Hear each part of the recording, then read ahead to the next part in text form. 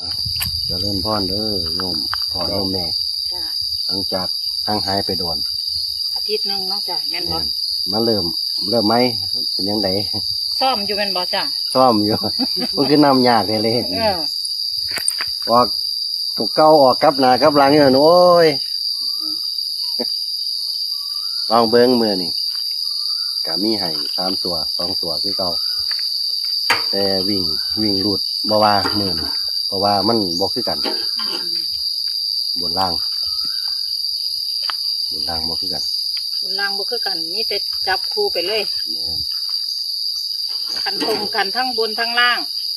เงินก้อยสิให้วิ่งให้รูด คอยสิว่ามั่นใจ1,000,000%เนี่ยอันนี้มันมาบ่คือกันทั้งบนทั้งล่างเลยบ่วิ่งบ่หลุดแต่ให้เน้นไป2 ตัวเอา ค่ะ เป็นเลขนั่งคอคือเก่าเป็นตัวเลขมือนี่ครับ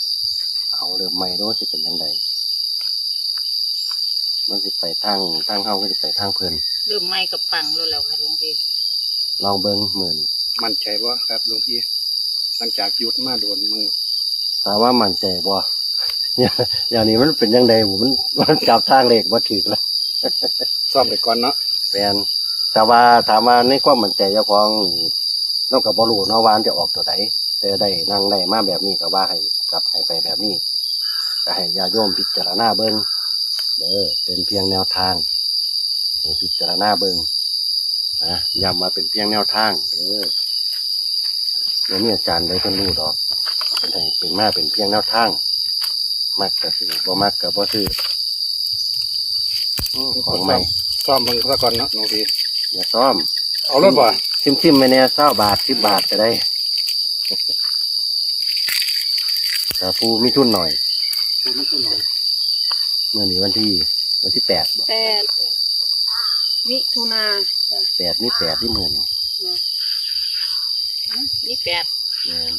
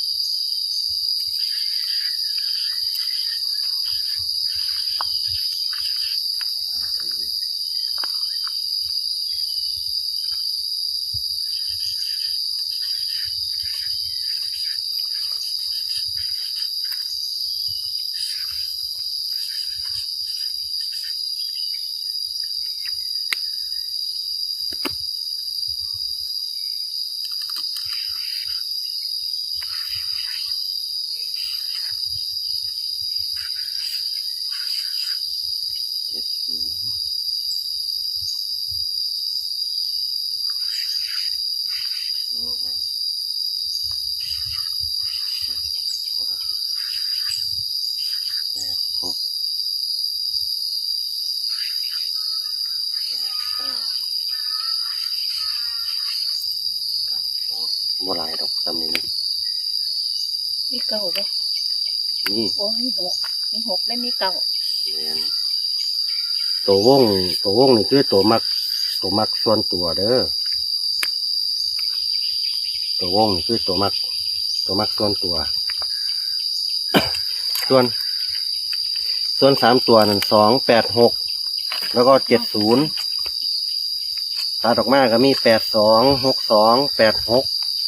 89 92ตัวชอบคือ70 86บ่ต้อง